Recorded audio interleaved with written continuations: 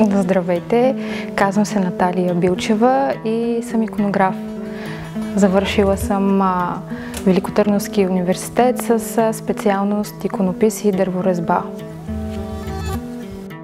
Учейки иконопис, иконография, история на изкуството, се запознаваш не само с исторически факти и процеси, също се включва много философия и всичко това в един момент става част от живота, става начин на живот, начин на мислене и се прилага дори в ежедневието и занапред. Но тайната е в задругата, в обединението. Смятам, че човек не трябва човек не е сам.